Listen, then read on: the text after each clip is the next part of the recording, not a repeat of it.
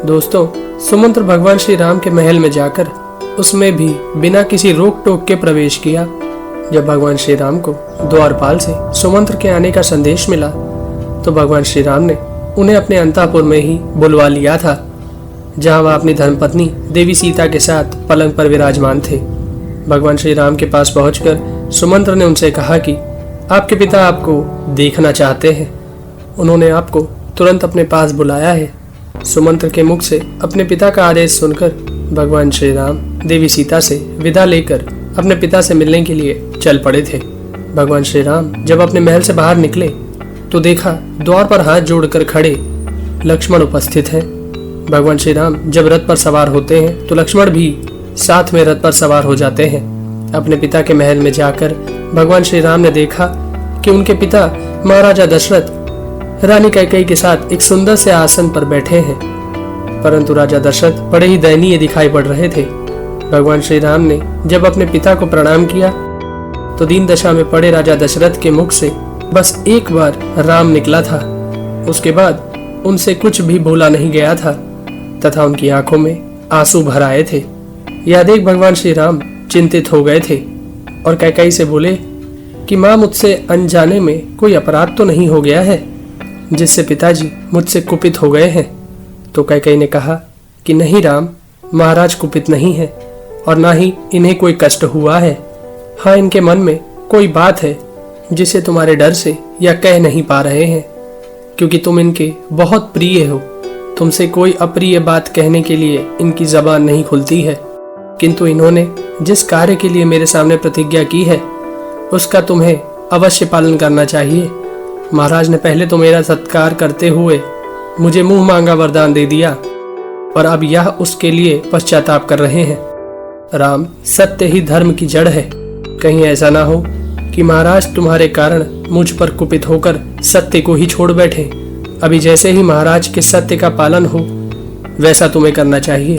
यदि तुम महाराज की प्रत्येक आज्ञा का पालन कर सको तो मैं तुमसे सब कुछ खोल कर बता दूंगी। महाराज स्वयं तुमसे कुछ नहीं कहेंगे।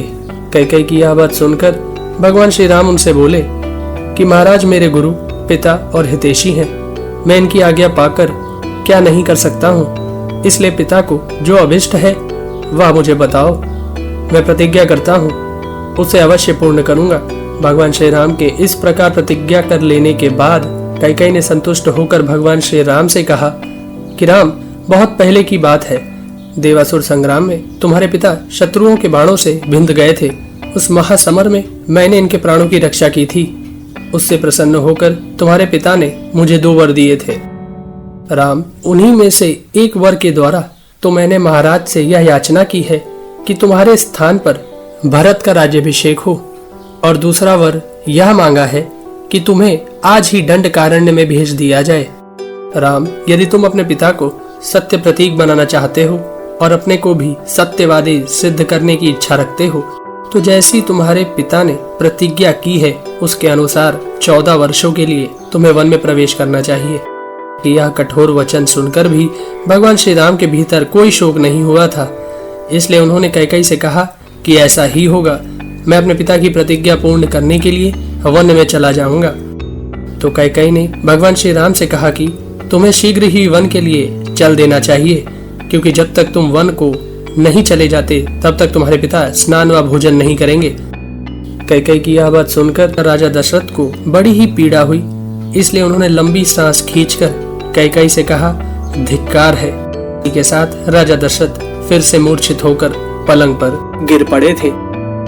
दोस्तों, भगवान राम ने अपने मूर्छित हो चुके पिता को उठाकर बिठाया और कैकेयी से कहा कि माता, आप जानती हैं कि मैं आपकी हर आज्ञा का पालन करता हूँ, फिर भी आपने मेरे वन में चले जाने की बात मुझसे ना कहकर पिताजी से क्यों कही? अगर आप यही बात मुझसे कह देती तो भी मैं सहर्ष आपकी आज्ञा से वन को चला जाता। अच्छा, अब मैं माता कौशल्या से जाकर आज्ञा ले लूं और सीता को भी समझा बुझा लूं। इसके बाद आज ही मैं वन को चला जाता हूँ।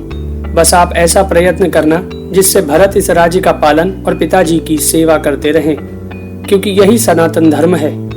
इतना कहकर भगवान राम अपने माता पिता को प्रणाम करके उनके भवन से निकल जाते हैं। लक्ष्मण इस अन्याय को देखकर अत्यंत कुपित हो उठते हैं और अपने दोनों नेत्रों में आंसू भरकर चुपचाप भगवान श्री राम के पीछे पीछे चल पड़े थे। देवी कौशल्या अपने 27 वर्षीय पुत्र श्री राम की मंगल कामना के लिए भगवान विष्णु का पूजन कर रही थी कि तभी उनके पुत्र भगवान श्री राम लक्ष्मण सहित उनके अंतःपुर में आ जाते हैं और अपनी माता को प्रणाम कर अपनी मधुर वाणी से उनसे कहते हैं कि मैं 14 वर्षों के लिए वन जा रहा हूँ। महाराज युवराज का पद भरत को दे रहे हैं और मुझे तपस्वी बनाकर दंडकारण्य भेज रहे हैं। यह प्रिय बात सुनकर कौशल्या देवी पृथ्वी पर गिर पड़ती हैं तो भगवान श्री राम उन्हें उठाते हैं। तो देवी कौशल्या बड़ी दुखी होकर अपने पुत्र श्री राम से कहती हैं कि पति की ओर से मुझे सदा तिरस्कार मिला है। मैं कैकेयी की दासियों के बराबर अथवा उनसे भी गई बीती समझी जाती हूँ। मैंने सोचा था तुम्हारे राज्य में मैं सम्मान से जी लूंगी, परंतु तुम्हारे परदेश चले जाने से तो मेरा मरण ही निश्चित है। इस कारण मैं भी तुम्हारे साथ चलूंगी। इतना कहकर देवी कौशल्या विलाप करने लगी थी। तब दुख में भरे लक्ष्मण ने क्रोध में भरकर भगवान श्री राम से कहा कि महाराज दशरथ कामवश कैकेयी के वश में हो गए हैं। आप इस राज्य के शासन की बागडोर अपने हाथ में ले लीजिए। यदि नगर के लोग विरोध में खड़े होंगे तो मैं अपने बाणों से सारी अयोध्या को मनुष्यों से सूनी कर दूंगा। जो भरत का पक्ष लेगा मैं उसका वध कर डालूंगा। यदि कैकेयी के कारण पिताजी हमारे शत्रु बन रहे हैं तो हमें भी मोह ममता छोड़कर उन्हें कैद कर लेना या मार डालना चाहिए, क्योंकि यदि गुरु भी घमंड में आकर अपने कर्तव्य का ज्ञान खो बैठे और कुमार्ग पर चलने लगे तो उसे भी दंड देना आवश्यक हो जाता है। लक्ष्मण के साथ कौशल्या भी श्री राम से कहती हैं कि जैसे राजा तुम्हारे पूज्य पिता हैं, उसी प्रकार मैं तुम्हारी पूज्य माता हूँ। पिता ने तुम्हें वन जाने की आज्ञा दी है, मैं तुम्हें वन जाने की आज्ञा नहीं देती हूँ, अतः तुम्हें यहाँ से वन को नहीं जाना चाहिए। राम, तुम धर्म को जानने वाले हो, इसलिए यदि धर्म का पालन करना चाहो तो यहीं रहकर मेरी सेवा करो। यदि तुम मुझे शोक में डूबी हुई छोड़कर वन को चले जाओगे तो मैं उपवास करके अपने प्राण त्याग दूंगी। लक्ष्मण और अपनी माता की बात सुनकर भगवान श्री राम ने अपनी माता से कहा कि मुझ में पिताजी की आज्ञा का उल्लंघन करने की शक्ति नहीं है, अतः मैं वन को ही जाना चाहता हूँ। इसी तरह भगवान श्री राम ने लक्ष्मण को समझाते हुए कहा कि पिता की आज्ञा का पालन करने वाला कोई भी पुरुष धर्म से भ्रष्ट नहीं होता है। संसार में धर्म ही सबसे श्रेष्ठ है, धर्म में ही सत्य की प्रतिष्ठा है। पिताजी का यह वचन भी धर्म के आश्रित होने के कारण परम उत्तम है। इसलिए केवल क्षत्रिय धर्म का पालन करने वाली ओछी बुद्धि का त्याग करके धर्म का आश्रय लो। मैं अपनी 14 वर्ष के वनवास की प्रतिज्ञा पूर्ण करके पुनः अयोध्यापुरी को लौट आऊंगा, इसलिए शोक मत करो और मुझे जाने की आज्ञा दो। देवी कौशल्या ने जब देखा कि श्री राम ने वनवास का निश्चय कर लिया है, तब उन्होंने भी अपने पुत्र को वन में जाने की आज्ञा दे दी थी। दोस्तों, माता से आज्ञा मिलने के बाद भगवान श्री राम अपने महल में देवी सीता के पास उन्हें समझाने चले आए और देवी सीता से पूरी बात बताते हुए कहा कि मेरे पूज्य पिताजी मुझे 14 वर्ष के लिए वन भेज रहे हैं तथा मैं भी पिताजी की प्रतिज्ञा का पालन करने के लिए आज ही वन को चला जाऊंगा। तुम यहाँ धैर्य धारण करके रहना। भगवान श्री राम की बात सुनकर देवी सीता ने उनसे कहा कि पत्नी अपने पति के भाग्य का अनुसरण करती है, अतः आपके साथ ही मुझे भी वन में रहने की आज्ञा मिल गई है। मैं आपके साथ सुखपूर्वक उस वन में निवास करूंगी और पतिव्रत धर्म का चिंतन करती हुई आपकी सेवा में लगी रहूंगी। देवी सीता की यह बात सुनकर भगवान श्री राम ने देवी सीता से कहा, वन को अनेक प्रकार के दोषों से व्याप्त और दुर्गम बताया जाता है। वन के मार्ग कांटों से भरे हुए होते हैं। वन में दुख ही दुख है, वहां जाकर तुम सकुशल नहीं रह सकती, इसलिए तुम्हारा वन में जाना ठीक नहीं है। भगवान श्री राम की बात सुनकर देवी सीता ने कहा कि कोई पतिव्रता स्त्री अपने पति से वियोग होने पर जीवित नहीं रह सकती। इस कारण आपका वियोग हो जाने पर मैं यहाँ अपने जीवन का परित्याग कर दूंगी। साथ ही देवी सीता यह भी बताती हैं कि मुझे आपके साथ वन जाने की बात मुझे पहले से मालूम थी, क्योंकि अपने घर पर मैं एक ब्राह्मण के मुंह से यह सुन चुकी हूँ कि मुझे एक ना एक दिन वन में अवश्य रहना पड़ेगा। अतः मैं सदा ही वनवास के लिए उत्साहित रहती हूँ। मैं आपके साथ वन चलूंगी तो उस ब्राह्मण की बात भी सच्ची हो जाएगी। अतः आप अवश्य ही मुझे साथ ले चलने की कृपा करें। देवी सीता की इतनी याचना करने के बाद भी भगवान श्री राम ने उन्हें अपने साथ निर्जन वन में ले जाने की अनुमति नहीं दी थी। देवी सीता दुखी होकर भगवान श्री राम से कहती हैं कि यदि आप मुझे त्याग कर वन को चले जाएंगे तो इस भारी दुख के कारण मेरा जीवित रहना संभव नहीं है। आपके विरह का यह शोक मैं 2 घड़ी भी नहीं सह सकूंगी। फिर यह शोक 14 वर्षों तक कैसे सहा जाएगा। ऐसी दशा में मैं इसी समय आपके जाते ही अपना प्राण त्याग देना अच्छा समझती हूँ। इतना कहकर देवी सीता विलाप करने लगती हैं। तब भगवान श्री राम ने देवी सीता को सांत्वना देते हुए कहा, तुम्हें दुख देकर मुझे स्वर्ग का सुख मिलता हो तो मैं उसे भी लेना नहीं चाहूंगा, पर मैं तुम्हारी इच्छा जाने बिना तुमको वनवासिनी बनाना उचित नहीं समझता था। जब तुम मेरे साथ वन में रहने के लिए ही उत्पन्न हुई हो तो मैं तुम्हें छोड़ नहीं सकता। अतः मैं तुम्हें वन में चलने की आज्ञा देता हूँ। भगवान श्री राम से वन गमन की आज्ञा मिलने पर देवी सीता बहुत प्रसन्न हो गई थी। जिस समय भगवान श्री राम और देवी सीता में बातचीत हो रही थी, लक्ष्मण वहां पहले से ही आ गए थे। उन दोनों की वार्तालाप सुनकर उनका चेहरा आंसुओं से भीग गया। तब लक्ष्मण ने आगे बढ़कर भगवान श्री राम से विनती करते हुए कहा कि यदि आपने वन में जाने का निश्चय कर ही लिया है तो मैं भी आपके साथ वन में चलूंगा। भगवान श्री राम ने लक्ष्मण को बहुत समझाया कि वह उनके साथ वन ना जाएं।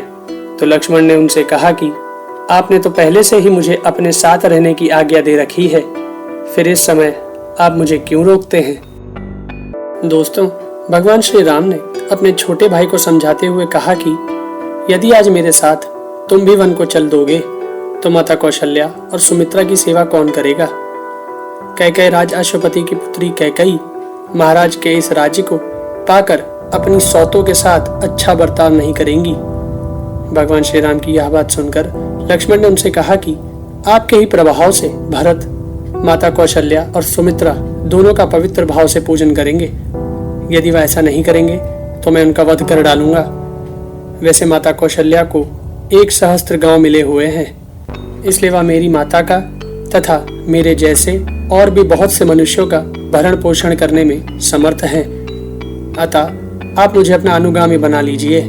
लक्ष्मण के तर्क सुनकर भगवान श्री राम को बड़ी प्रसन्नता हुई, तो उन्होंने लक्ष्मण से कहा कि जाओ, अपनी माता आदि सभी अपनों से मिलकर अपनी वन यात्रा की अनुमति ले लो।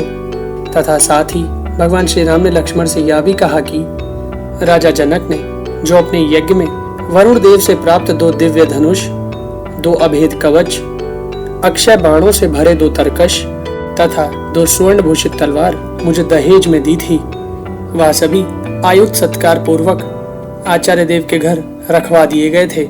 वापस आते समय उन सभी आयुधों को भी लेते आना। भगवान श्री राम की यह आज्ञा पाकर लक्ष्मण अपनी माता, पत्नी आदि सभी से वन गमन की अनुमति लेकर अपने गुरु महर्षि वशिष्ठ जी के यहाँ गए और वहां से राजा जनक द्वारा दिए हुए सभी आयुधों को लेकर भगवान श्री राम के पास उनके भवन में चले आए। लक्ष्मण के आने के बाद भगवान श्री राम ने लक्ष्मण से वशिष्ठ जी के पुत्रों सहित अन्य सभी ब्राह्मणों को अपने भवन में बुलवाया तथा अपनी सारी धन संपदा उन तपस्वी ब्राह्मणों में बांट दी। भगवान श्री राम ने अपने घरों के सेवकों को 14 वर्ष तक आजीविका चलाने के लिए धन दिया और उन सेवकों से कहा कि जब तक मैं लौट कर ना आऊं, मेरे और लक्ष्मण के घर को सूना मत करना। अपनी सारी संपत्ति को दान करके भगवान श्री राम, देवी सीता और लक्ष्मण सहित अपने पिता राजा दशरथ के दर्शन करने के लिए उनके महल में आए। भगवान श्री राम ने देखा कि द्वार पर सुमंत्र दुखी होकर खड़े हैं, तो भगवान श्री राम ने उनसे कहा कि आप पिताजी को मेरे आगमन की सूचना दे दीजिए। राजा दशरथ को जब राम के आने की सूचना सुमंत्र से मिली तो उन्होंने सुमंत्र से कहा कि मेरी सारी स्त्रियों को बुलाओ, मैं उन सबके साथ राम को देखना चाहता हूँ। राजा दशरथ के आदेश पर सुमंत्र कौशल्या सहित राजा दशरथ की 350 रानियों को वहां लेवा लाए। अपनी सभी पत्नियों के आ जाने के बाद राजा दशरथ ने राम को अंदर बुलाया था। राजा दशरथ ने दूर से ही अपने पुत्र श्री राम को लक्ष्मण और देवी सीता सहित हाथ जोड़कर आते देखा तो वह अपने आसन से खड़े होकर श्री राम की ओर दौड़े, परंतु उनके पास पहुंचने के पहले ही दुख से व्याकुल होकर पृथ्वी पर गिरकर मूर्छित हो गए। पिता के मूर्छित होते ही भगवान श्री राम लक्ष्मण और देवी सीता सहित तेजी से चलकर उनके पास आए और राजा दशरथ को उठाकर वापस पलंग पर बिठा दिया। 2 घड़ी बाद जब राजा दशरथ को चेत हुआ तो भगवान श्री राम ने हाथ जोड़कर अपने पिता से कहा, महाराज, आप हम लोगों के स्वामी हैं। मैं वन को जा रहा हूँ और आपसे आज्ञा लेने आया हूँ। मेरे साथ सीता और लक्ष्मण को भी वन में जाने की आज्ञा दीजिए। तब राजा दशरथ ने भगवान श्री राम से कहा कि मैं कैकेयी को दिए वर के कारण मोह में पड़ गया हूँ, तो मुझे कैद करके स्वयं ही अब अयोध्या के राजा बन जाओ। भगवान श्री राम ने कहा, मुझे राज्य लेने की इच्छा नहीं है। 14 वर्षों तक वन में रहकर आपकी प्रतिज्ञा पूरी करके पुनः आपके चरणों में मस्तक झुकाऊंगा। ऐसे में राजा दशरथ श्री राम से कहते हैं कि मेरे प्रिय करने के लिए ही तुमने वन का आश्रय लिया है, क्योंकि तुम अपने पिता को सत्यवादी बनाना चाहते हो। परंतु मैं सत्य की शपथ खाकर कहता हूँ कि तुम्हारा वन में जाना मुझे प्रिय नहीं है, इसलिए एक रात रुक जाओ, कल प्रातः चले जाना।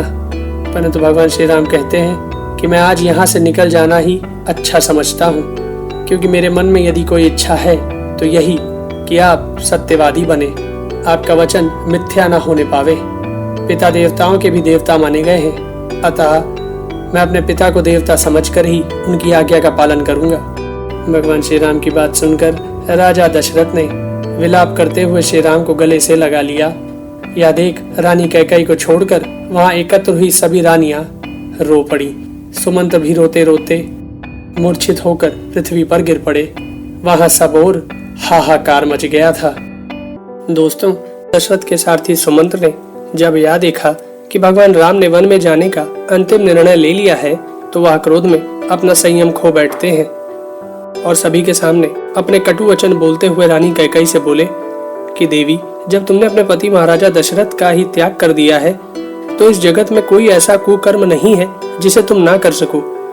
मैं तो यह समझता हूँ कि तुम अपने पति की हत्या करने वाली तो हो ही, साथ ही कुलघातनी भी हो। देव नारियों के लिए पति की इच्छा का महत्व करोड़ों पुत्रों से भी अधिक होता है, इसलिए तुम अपने पति महाराजा दशरथ का अपमान मत करो। इस इक्ष्वाकु कुल में राजा का परलोकवास हो जाने पर राजा का ज्येष्ठ पुत्र ही राज्य को प्राप्त करता है। तुम राजकुल की इस परंपरा को महाराजा दशरथ के जीते जी मिटा देना चाहती हो। देवी, यदि तुमने ऐसा मर्यादाहीन कर्म किया तो हम सभी अयोध्यावासी भी श्री राम के साथ वन में चले जाएंगे। तुम्हारे और तुम्हारे पुत्र भरत के राज्य में कोई प्राणी निवास नहीं करेगा। संपूर्ण बंधु बांधव और सदाचारी ब्राह्मण भी तुम्हारा त्याग कर देंगे। महाराजा दशरथ के सारथी सुमंत्र जब यह देखते हैं कि उनकी इस बात का भी कोई प्रभाव रानी कैकेयी पर नहीं पड़ा है तो वह कैकेयी से कहते हैं, देवी, तुम्हारा स्वभाव तुम्हारी माता की तरह ही है। तुम्हारी माता के दुराग्रह की बात भी हम जानते हैं। एक बार एक साधु ने तुम्हारे पिता को एक बड़ा ही उत्तम वर दिया था, जिसके प्रभाव से तुम्हारे पिता कैकेयी नरेश समस्त प्राणियों की बोली समझने लगे थे। तिरिया की योनि में पड़े हुए प्राणियों की बातें भी उनकी समझ में आ जाती थीं। परंतु इस वर के साथ ही साधु ने तुम्हारे पिता से यह भी कहा था कि यदि इस बारे में तुम किसी को कुछ बताओगे तो उसी क्षण तुम्हारी मृत्यु हो जाएगी। एक दिन की बात है, तुम्हारे पिता अपने कक्ष में शैया पर लेटे हुए थे। उसी समय एक जृंभ नामक पक्षी की आवाज उनके कानों में पड़ी। उस पक्षी की बात सुनकर तुम्हारे पिता जोर से हंस पड़े थे। तुम्हारे पिता की उसी शैया पर तुम्हारी माता भी सोई हुई थी। तुम्हारी माता को लगा कि तुम्हारे पिता उनकी हंसी उड़ा रहे हैं, इसलिए तुम्हारी माता कुपित होकर उठी और तुम्हारे पिता से बोली कि तुम्हारे हंसने का क्या कारण है, यह मैं जानना चाहती हूँ। तो तुम्हारे पिता ने तुम्हारी माता से कहा कि देवी, यदि मैं अपने हंसने का कारण बता दूंगा तो उसी क्षण मेरी मृत्यु हो जाएगी। तुम्हारे पिता की यह बात सुनकर भी तुम्हारी माता ने उनसे यह कहा कि तुम जियो या मरो, मुझे अपनी हंसी का कारण बताओ। तुम्हारी माता के ऐसा कहने पर तुम्हारे पिता उस वर देने वाले साधु के पास गए और उन्हें अपनी पूरी बात कह सुनाई। तब उस साधु ने तुम्हारे पिता से यह कहा कि तुम्हारी रानी मरे या घर से निकल जाए, तुम कदापि यह बात उससे ना बताना। देवी, तुम्हारी माता तुम्हारे पिता की सबसे प्रिय रानी थी, परंतु उसके इस हट के कारण तुम्हारे पिता ने तुम्हारी माता को तुरंत घर से निकाल दिया था। आज तुम भी अपनी माता की तरह ही अपने पति से अनुचित आग्रह कर रही हो। इसलिए आज मुझे यह लोकोक्ति 16 आने सच मालूम होती है कि पुत्र पिता के समान होते हैं और कन्याएं माता के समान। परंतु तुम इस लोकोक्ति को अपने जीवन में चरितार्थ ना करो और अपने पति को अनुचित कर्म में ना लगाओ। श्री राम का इस राज्य पर अभिषेक होने दो। यदि श्री राम अपने पिता राजा दशरथ को छोड़कर वन को चले जाएंगे तो संसार में तुम्हारी बड़ी निंदा होगी। इस प्रकार सुमंत्र ने हाथ जोड़कर अपने सांत्वनापूर्ण तथा तीखे वचनों से कैकेयी को बारंबार समझाने का प्रयास किया, परंतु कैकेयी टस से मस न हुई। यह देख राजा दशरथ ने सुमंत्र से कहा कि तुम राम के साथ मेरी रत्नों से भरी पूरी चतुरंगिणी सेना को जाने की आज्ञा दे दो। श्री राम निर्जन वन में निवास करने के लिए जा रहे हैं, अतः मेरा सारा खजाना और अन्न भंडार ये दोनों श्री राम के साथ भेज दो, जिससे श्री राम वन में पावन प्रदेशों में यज्ञ करेंगे तथा आचार्य आदि को पर्याप्त दक्षिणा देकर ऋषियों के साथ मिलकर वन में सुख पूर्वक रहेंगे। महाराजा दशरथ की यह बात सुनकर कैकेयी का मुंह सूख गया था और भय के कारण उसका स्वर भी रुंध गया था। तब कैकेयी विषादग्रस्त एवं त्रस्त होकर राजा दशरथ की ओर मुंह करके बोली, महाराज, जिस सुरा का सार भाग पहले ही पी लिया गया हो उसे सुरा पीने वाले लोग कभी ग्रहण नहीं करते हैं, उसी प्रकार इस धनहीन और सूने राज्य को भरत भी कदापि ग्रहण नहीं करेंगे। कैकेयी की यह बात सुनकर महाराजा दशरथ ने बड़े क्रोध में भरकर कैकेयी से यह कहा कि अहित कारणी श्री राम के साथ सेना और सामग्री भेजने पर तू जो यह प्रतिबंध अब लगा रही है, यह बात तूने मुझसे वर मांगते समय क्यों नहीं कही थी? तब तूने यह प्रार्थना क्यों नहीं की थी कि श्री राम को अकेले ही वन में जाना पड़ेगा, उसके साथ बंधु बांधव, सेना तथा राजकोष आदि सामग्री नहीं जा सकती है? राजा दशरथ के यह क्रोध युक्त वचन सुनकर रानी कैकेयी ने उनसे दुगना क्रोध करते हुए कहा कि महाराज, आपके ही वंश में पहले राजा सगर हुआ करते थे, जिन्होंने अपने ज्येष्ठ पुत्र असमंजस को अपने राज्य से निकालकर उसके लिए राज्य का दरवाजा सदा के लिए बंद कर दिया था। उसी प्रकार राम को भी इस राज्य से निकल जाना चाहिए। कैकेयी के ऐसे कटु वचन सुनकर वहां उपस्थित सभी लोग स्तब्ध होकर लज्जा से गड़ गए थे तथा महाराजा दशरथ क्रोध में भरकर कैकेयी को धिक्कारने लगे थे। दोस्तों, कैकेयी के कटु वचन सुनकर वहां उपस्थित महाराजा दशरथ ने वयोवृद्ध मंत्री सिद्धार्थ रानी कैकेयी से बोले, देवी, महाराजा सगर का ज्येष्ठ पुत्र असमंजस बड़ी ही दुष्ट बुद्धि का राजकुमार था। वह राज्य के मार्ग पर खेलते हुए प्रजा के बालकों को पकड़कर सरयू नदी के जल में फेंक दिया करता था और ऐसी ही दुष्टतापूर्ण कार्यों से अपना मनोरंजन किया करता था। राजकुमार असमंजस की इस दुष्टता को देखकर सभी नगरवासी कुपित होकर राजा सगर के पास आकर यह बोले थे कि या तो आप अपने इस नगर के अकेले राजकुमार असमंजस के साथ रहिए या फिर इस दुष्ट राजकुमार को अपने राज्य से निकालकर हमें इस नगर में रहने दीजिए।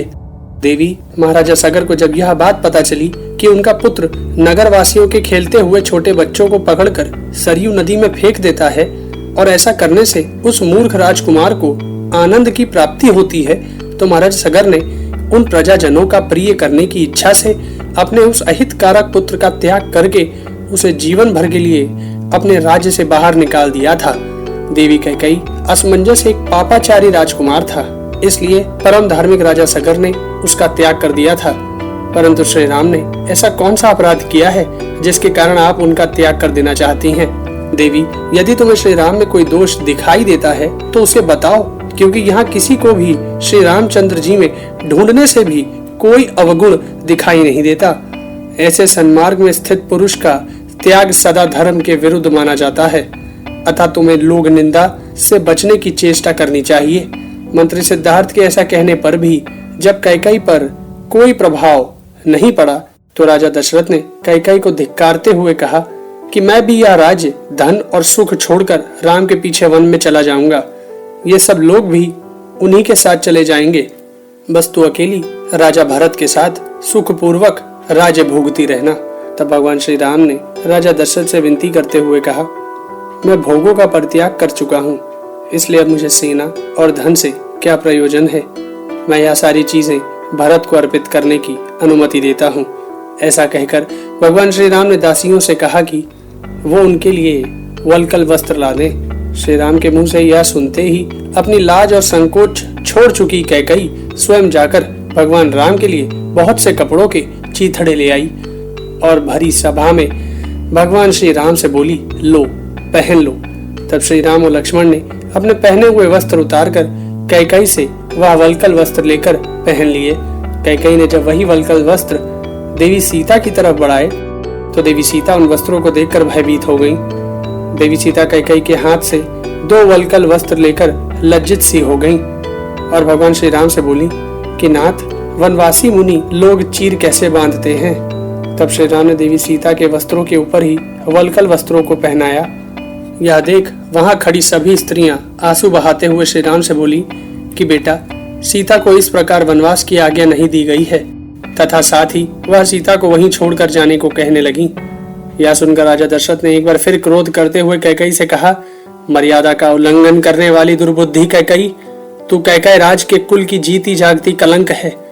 शील पर परित्याग कर देने वाली दुष्टे, देवी सीता से काजो कि वो यह वल्कल वस्त्र उतार डाले, क्योंकि देवी सीता इस रूप में बन जाए ऐसी कोई प्रतिज्ञा मैंने पहले नहीं की है और ना किसी को इस तरह का वचन ही दिया है। अतः देवी सीता अपने संपूर्ण अलंकृत वस्त्रों और रत्नों के साथ जिस तरह भी वह सुखी रह सके उसी तरह वन को जा सकती है। महर्षि वशिष्ठ जी ने भी रानी कैकई को समझाते हुए यह कहा कि देवी सीता तुम्हारी पुत्र वधू हैं। इनके शरीर से वल्कल वस्त्र हटाकर तुम इन्हें पहनने के लिए उत्तम वस्त्र और आभूषण दो। इनके लिए वल्कल वस्त्र देना कदापि उचित नहीं है। देवी सीता वस्त्र और आभूषणों से विभूषित होकर सदा श्रृंगार धारण करके वन में श्री राम के साथ निवास कर सकती हैं। और वैसे भी तुमने अकेले श्री राम के लिए ही वनवास का वर मांगा है। वर मांगते समय तुमने सीता के वनवास की कोई चर्चा नहीं की थी, अतः इन्हें कोई वल्कल वस्त्र नहीं पहनाया जा सकता है। महर्षि वशिष्ठ के इतना कहने पर भी रानी कैकई जब टस से मस नहीं होती है तो राजा दशरथ फिर क्रोध में भरकर रानी कैकई को धिक्कारते हुए कहते हैं, मेरे गुरु ठीक कहते हैं। देवी सीता सुकुमारी बालिका है और सदा सुखों में ही पली है। देवी सीता कदापि वन में जाने योग्य नहीं है। अब मेरा भी निर्णय यही है कि देवी सीता वन में नहीं जाएंगी और श्री राम के लिए प्रस्तुत हुए राज सिंहासन पर अब देवी सीता ही बैठेंगी, क्योंकि संपूर्ण गृहस्थों की पत्नियां उनका आधा अंग होती हैं। इस तरह देवी सीता भी श्री राम की आत्मा है, अतः श्री राम की अनुपस्थिति में देवी सीता ही इस राज्य का पालन करेंगी। महाराजा दशरथ के इस वचन को सुनकर सभा में उपस्थित सभी लोग प्रसन्न हो जाते हैं, परंतु रानी कैकई को इस बात से बड़ा आघात पहुंचता है। तब भगवान श्री राम अपने पिता को समझाते हुए कहते हैं कि आपने यह राज्य भरत को देने का वचन दिया है। आप अपने उस वचन को मिथ्या न जाने दें तथा मुझे सीता और लक्ष्मण सहित वन में प्रस्थान करने की आज्ञा दें। भगवान श्री राम की यह बात सुनकर राजा दशरथ विलाप करते हुए बोले कि मैंने पूर्व जन्म में अवश्य ही बहुत सी गायों को उनके बछड़ों से दूर किया है, इसी कारण आज मेरे ऊपर यह संकट आया है। उसके बाद राजा दशरथ ने सुमंत्र से कहा कि एक रथ में घोड़े जोतकर यहाँ ले आओ और श्री राम को उस पर बिठाकर इस जनपद के बाहर तक पहुंचा दो। महाराजा दशरथ की आज्ञा से सुमंत्र एक उत्तम घोड़ों से सुशोभित रथ जोतकर वहां ले आए थे। सारथी सुमंत्र के रथ ले आने के बाद महाराजा दशरथ ने अपने कोषाध्यक्ष को बुलाकर उससे कहा कि तुम देवी सीता के लिए 14 वर्ष तक पहनने योग्य पर्याप्त बहुमूल्य वस्त्र और आभूषण शीघ्रता से ले आओ। महाराज के ऐसा कहने पर कोषाध्यक्ष ने खजाने से वह सभी चीजें लाकर देवी सीता को समर्पित कर दी थी। महाराजा दशरथ ने वनवास की वर्ष संख्या गिनकर उसके अनुसार ही वस्त्र और आभूषण सीता जी को समर्पित किए थे। महारानी कौशल्या ने अपने हाथों से देवी सीता को आभूषणों से सुशोभित किया और उन्हें अपनी छाती से लगाते हुए कहा, बेटी, जो स्त्रियां अपने पति के द्वारा सदा सम्मानित होकर भी संकट पड़ने पर पति का आदर नहीं करती हैं, वे संपूर्ण जगत में दुष्टा के नाम से पुकारी जाती हैं। इसलिए तुम मेरे वनवासी पुत्र श्री राम का कभी अनादर ना करना। या निर्धन हो या धनी, तुम्हारे लिए देवता तुल्य है। माता कौशल्या की यह बात सुनकर देवी सीता ने उनसे हाथ जोड़कर यह कहा कि आर्य, आप मेरे लिए जो कुछ उपदेश दे रही हैं, मैं उनका पूर्ण रूप से पालन करूंगी। मैं कभी अपने पतिव्रत धर्म से विचलित नहीं होंगी।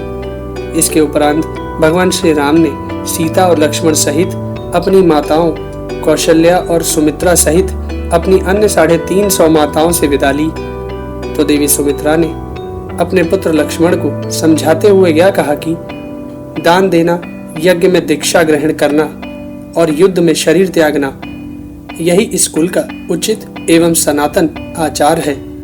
तुम अपने बड़े भाई श्री राम को ही अपने पिता महाराज दशरथ समझना और देवी सीता को अपनी माता सुमित्रा समझना। श्री राम की सेवा में कभी प्रमाद न करना, सर्वदा अपने बड़े भाई की आज्ञा के अधीन रहना।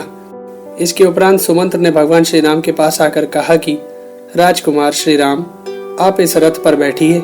आप मुझसे जहाँ कहेंगे वहीं मैं शीघ्र आपको पहुँचा दूंगा।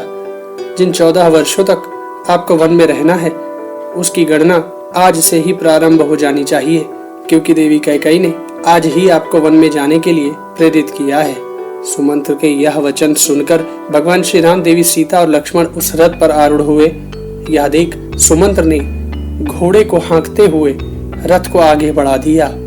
रथ के चलते ही सभी नगरवासियों में कोलाहल मच गया। सभी वृद्ध, युवा, बालक व्याकुल होकर श्री राम के रथ के पीछे दौड़ पड़े। कुछ लोग विलाप करते हुए रथ के पीछे और अगल बगल में लटक गए। पुत्र वियोग में डूबे राजा दशरथ भी अपनी व्याकुलता को नहीं रोक पाए और अपने पुत्र श्री राम को देखने के लिए अपने महल से बाहर निकल आए। उन्होंने बाहर आकर अपनी सभी पत्नियों को रथ से जाते हुए श्री राम को देखकर जोर जोर से विलाप करते हुए देखा। राजा दशरथ भी अपनी पत्नियों के साथ श्री राम के रथ की तरफ बढ़ चले थे। जब भगवान श्री राम ने पीछे मुड़कर अपने पिता और माताओं को अपनी ओर आता हुआ देखा, तो भगवान श्री राम ने उन्हें देखकर अपने हाथ जोड़ लिए और सुमंत्र को रथ तेज गति से चलाने की आज्ञा दे दी। श्री राम की आज्ञा पाकर सुमंत्र ने रथ को तेज गति से दौड़ा दिया।